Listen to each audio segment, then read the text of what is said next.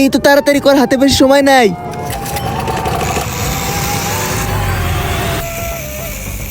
আরে এটা কিসের শব্দ আইতাছে? আরে উস্তাদ তাড়াতাড়ি সুসু করে নাও। হ্যাঁ এই তো হয়ে গেছে। এই তো তালা কাইটে ফেলছি। আরে তাড়াতাড়ি করো, গাড়ির দিকে আইতাছে। আরে বেটা, হিসু করার সময় তো ডাকাডাকি করলে হয় নাকি? তাহলে তো আরো ডিস্টার্ব হয়। উস্তাদ গাড়ির পিছন থেকে আওয়াজ আইতাছে, আমার তো কিছু গড়বার মনে হইতাছে। চল গিয়ে দেখি।